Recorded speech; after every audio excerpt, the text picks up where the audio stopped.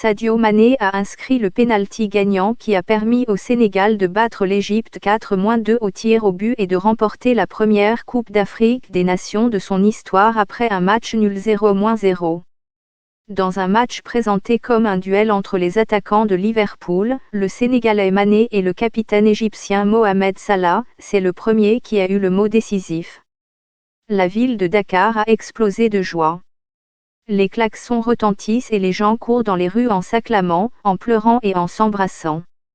L'attaquant de Liverpool avait tiré un pénalty à la 7e minute repoussé par le gardien égyptien Gabaski, mais Mané a tenu bon lorsqu'il est revenu dans la séance de tir au but. Edouard Mendy, de Chelsea, a repoussé le tir de Mohamed Lashin pour donner à Mané l'occasion de remporter la victoire au Stade Olympe de Yaoundé. Gabaski avait réalisé 3 bons arrêts sur le Sénégalais Bamba Dieng en prolongation.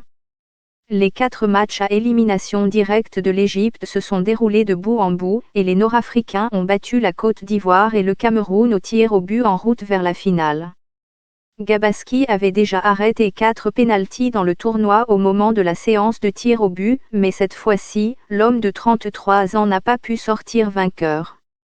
L'Égypte a été la première à se tromper lorsque le défenseur central Mohamed Abdelmonem a vu son pénalty toucher le poteau gauche et rebondir, mais Gabaski a immédiatement repoussé Bounassar.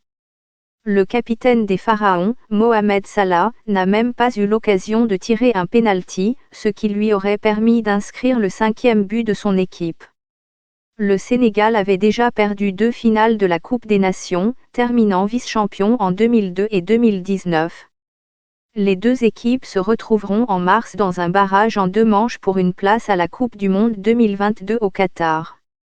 Le Sénégal est l'équipe la mieux classée d'Afrique depuis 3 ans sous la houlette d'Aliou Cissé, qui, en tant que joueur, a raté un pénalty crucial lors de la défaite en finale de 2002 et était présent sur le banc de touche lors de la défaite d'il y a 3 ans.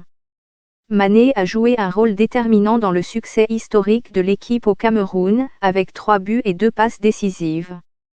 En revanche, l'influence de Salah a diminué au fur et à mesure que la compétition avançait et il a fini du côté des perdants pour la 2e fois dans une finale de Coupe des Nations, après avoir fait partie de l'équipe égyptienne battue par le Cameroun en 2017. La prochaine CAN devrait se dérouler en Côte d'Ivoire en juin et juillet de l'année prochaine.